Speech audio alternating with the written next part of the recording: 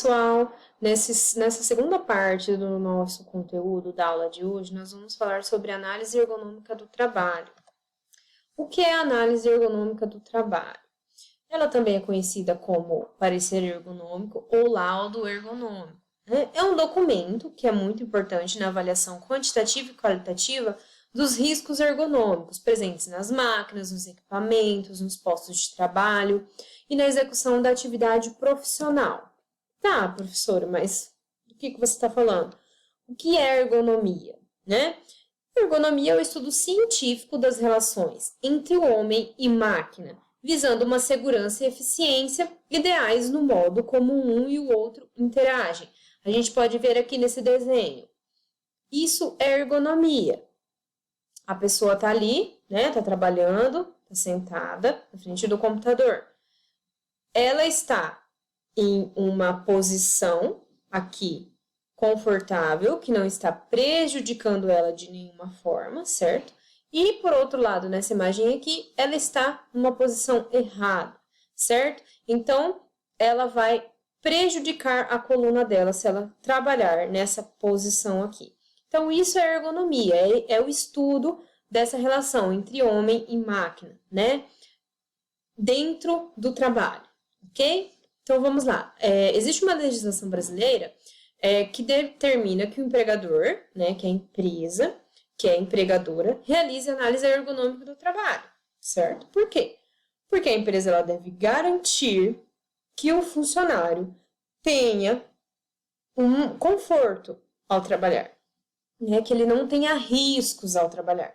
Isso é muito importante. Então, é a NR17, que é a norma dedicada à ergonomia, né, do Ministério do Trabalho, que essa NR17 nos diz, né, sobre o que ela é. Essa norma é a norma regulamentadora, que visa, então, estabelecer os parâmetros que permitam a adaptação das condições de trabalho às características psicofisiológicas dos trabalhadores, de modo a proporcionar, então, o máximo conforto, segurança e um desempenho eficiente.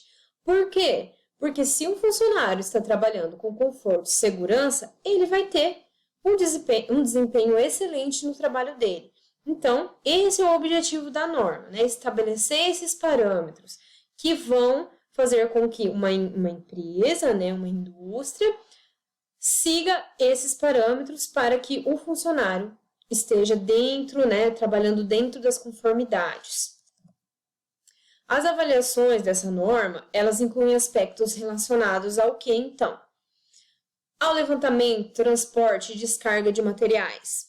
Isso é importante, porque dependendo, levantamento de produtos pesados, o transporte e a descarga, isso pode causar prejuízos aos trabalhadores, né? Problemas na coluna, principalmente, né? Então, é importante que seja feita a avaliação disso. Os mobiliários dos postos de trabalho. Se a pessoa trabalha sentada, se a cadeira que ela trabalha é confortável, se ela não está causando nenhum problema para o corpo, né? Sentando ali, se a cadeira tem um escoro onde a pessoa pode descansar a coluna e tudo mais. Equipamentos dos postos de trabalho. Se os equipamentos que o funcionário utiliza garantem a segurança dele, certo? Se são equipamentos seguros, se são equipamentos de manipulação, né? Que a manipulação seja fácil, mesmo que não seja fácil, mas tem que ser segura, certo? Então, é feita a avaliação também desses equipamentos. Também é feita a avaliação das condições ambientais de trabalho. Por quê? Um ambiente que não tenha boas condições de trabalho, vai interferir diretamente no desempenho daquele funcionário. Se o ambiente não tem uma iluminação boa, como que ele vai desempenhar bem aquele trabalho dele, certo? Se o ambiente é sujo, se o ambiente, enfim, tem diversos fatores que a gente pode considerar nas condições ambientais. Tem muito ruído, tem muito barulho, muito ruído, isso vai desconcentrá-lo. O ruído, se for muito alto, pode prejudicar a audição do funcionário. Então, todos esses aspectos são avaliados. E também a organização do trabalho. Por quê? Um ambiente organizado, né, vai fazer com que o processo seja mais eficiente, não só o processo, como o trabalho do funcionário seja mais eficiente. Então, é importante também que seja feita uma avaliação da organização do trabalho. Beleza, então, a partir dessa análise, né, dessas condições técnicas, ambientais e organizacionais, né, a análise ergonômica do trabalho, então, ela vai propor adaptações desses postos de trabalho ao homem, sempre com foco na saúde, segurança e desempenho eficiente das pessoas. Foi feita lá uma análise na empresa X. O funcionário está sentado numa cadeira que não tem um escoro, né? Então, ele fica o tempo todo com a coluna torta. Então, isso vai fazer mal para ele. O que a AET vai sugerir, vai propor que seja comprada uma cadeira que tenha um escoro, né? Que seja mais confortável para aquele funcionário utilizar. Então, esse é o principal objetivo dessa análise ergonômica do trabalho. Isso é muito importante, é fundamental. Claro, gente, existem empresas que não se importam, né? Como, infelizmente, existem empresas que não se importam com os seus funcionários, né? Com o bem-estar. Por outro lado, existem empresas que se importam muito com isso. E isso não é questão apenas de e se eu não me importo com o meu funcionário, eu não vou aplicar essa norma. Se eu me importo, eu vou aplicar. Não, é uma norma, né? Existe uma fiscalização. O ideal é que ela seja cumprida. Só que, infelizmente, nós não conseguimos controlar tudo. E existem empresas, sim, que, infelizmente, não aderem a essas normatizações. Certo? Então, a metodologia para a realização da análise ergonômica do trabalho, então, ela visa, primeiramente, conhecer o trabalho, né? Conhecer o processo, para depois transformá-lo, né? Então, eu vou lá, eu vou ver o que está errado, o que não está de acordo, e eu vou tentar melhorar. Então, para eu conseguir melhorar, primeiro eu tenho que conhecer o meu processo. A intenção, então, é promover a saúde, a segurança no trabalho e a produtividade. Para isso, é necessário ter um olhar atento às atividades de trabalho, in loco, ou seja, eu vou fazer uma análise ergonômica do trabalho de uma empresa. Eu vou ter que ir lá na empresa? Sim, eu vou ter que ir até a empresa e eu vou acompanhar todo o processo. E eu vou anotar tudo, né? Eu vou fazer uma análise de tudo que eu tô vendo, né? Que não está de acordo com o que deveria ser. Claro, isso não é algo que seja padronizado, né? Não existe assim, todos os locais têm que ter uma cadeira desse tipo. Não, isso vai depender muito do que o funcionário está trabalhando, do que ele está fazendo, da quantidade de tempo que ele fica ali e tudo mais. Depende, então, do tipo de processo, da empresa e do tempo que o funcionário vai estar ali exposto àquele processo, certo? Então, depois que eu vou lá e faço essa análise, eu vou evidenciar, então, os riscos para a saúde e segurança. Então, eu vou fazer uma lista do que eu vi que não está em conformidade, né? Que pode ser melhorado, e vou evidenciar os riscos. O funcionário está trabalhando sem luva, ele pode se cortar, ele pode se contaminar. O funcionário está trabalhando sem óculos de proteção. Isso depende do processo produtivo. Tem casos que não é necessário, mas tem casos que é necessário. Então, é importante que seja feito todo um levantamento. Isso vai depender do produto, da empresa, né? E de todo o ambiente que o funcionário está inserido. Além de tudo isso, então, a análise ergonômica também pode mostrar o que é invisível na realização das atividades, né? E o que o trabalhador faz para aumentar a produtividade e a qualidade do serviço. Ou seja, pode ser que alguma coisa não seja visível, né? O funcionário não perceba que aquilo pode melhorar, o chefe não perceba, o dono da empresa não perceba que aquilo ali, que pequenas coisas estão fazendo com que a produtividade dele diminua, certo? Então, essa metodologia da ergonomia da atividade, ela segue algumas fases de um esquema geral que foi proposto pelo autor Gehring. Então, esse esquema dele traz soluções aplicáveis para as situações de trabalho. E nós vamos ver um pouquinho sobre cada uma delas. Então, esse autor sugere esse esquema aqui, que é um esquema geral da abordagem de trabalho, certo? Da análise ergonômica de trabalho. Então, nós vamos ver um pouquinho sobre cada uma dessas fases que ele sugere. Primeiramente, então, as primeiras formulações de demanda, identificação de fatores gerais, né?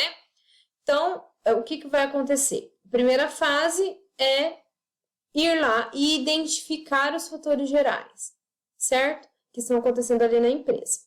Beleza, identificados, né? Eu vou explorar, então, né? Eu estou fazendo análise ergonômica. Eu vou explorar o funcionamento da empresa e os seus traços.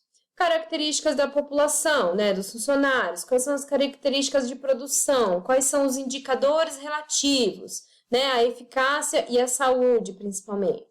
Né? Eu vou fazer, então, levantar algumas hipóteses de nível 1, né? Escolhas, que é uma escolha das situações a serem analisadas. Então, inicialmente, eu vou levantar algumas hipóteses, né? Para que, então, eu possa ir para a próxima etapa, que é a análise do processo técnico, certo? Vamos lá, então. Levantadas essas hipóteses, né? Eu vou ter, então, que ir para essa fase de análise do processo técnico. Então, nessa análise do processo técnico, o que eu vou fazer? Eu vou ter que ter interação com os operadores, né? Papel de entrevistas e verbalizações, porque para que eu faça aquele primeiro levantamento, eu vou ter que participar do processo produtivo, né? Observar, conversar com os operadores, com os funcionários, todas as pessoas envolvidas no processo, certo? Então, também serão feitas observações globais das atividades, né? Observações abertas, claro, né? Pode ser que o funcionário não perceba, como eu falei, aquilo que ele está fazendo mal, né? Que não é seguro para o trabalho dele. Então, eu, como uma pessoa externa, eu vou conseguir observar esse tipo de defeito, né? Então, a partir daí, né, de toda essa análise, eu vou conseguir partir para as próximas fases. A formulação de um pré-diagnóstico, né? Que são hipóteses de nível 2. Definições de um plano de observações. As observações sistemáticas, tratamento de dados e validação. Então, nessa fase aqui, intermediária, nós vamos ter todo, né, um levantamento e definições dos planos de observações. Por quê? Porque na próxima fase eu vou realizar o diagnóstico, né? O diagnóstico local, indicando sobre as situações analisadas em detalhe, e o diagnóstico global, indicando sobre o funcionamento da empresa. Então, eu posso fazer, né, um diagnóstico, tenho que fazer um mais detalhado e um global. Beleza, a partir de tudo isso, eu vou poder, então, sugerir, né, para aquela empresa, quais são as melhorias, né? A partir de toda essa análise que eu fizer, eu vou sugerir, olha, a iluminação da empresa, né, do local de trabalho, o funcionário tem que costurar. A iluminação não é boa, então o funcionário acaba, às vezes, não conseguindo realizar o seu trabalho de forma correta, porque a iluminação não é boa. O que a gente pode fazer para melhorar isso? Vamos trocar as lâmpadas, vamos diminuir o fluxo de funcionários, vamos subdividir em pequenas salas, porque aí vai ter uma iluminação, né, uma lâmpada em cada sala, então a iluminação vai ser melhor, né, para os funcionários que estão inseridos ali naquele ambiente. Então, assim, a partir de um diagnóstico, é possível que se levantem soluções, né? Claro que uma empresa pode acatar ou não, ela pode, são sugestões, mas é importante, né, que seja feita detalhadamente essa análise para que pequenas coisas, como eu falei, possam ser modificadas e possam melhorar a produtividade, né? Melhorando a produtividade do funcionário, eu vou melhorar, né, a produtividade em geral da empresa, né? Se um funcionário for beneficiado, melhor. Se vários, muito melhor. No final das contas, tudo isso vai gerar um impacto positivo para a empresa, certo? No próximo vídeo, então, nós vamos falar um pouquinho mais sobre isso e eu vou mostrar para vocês um estudo de caso que é bem interessante para a gente ver como é a aplicação dessa análise ergonômica do trabalho.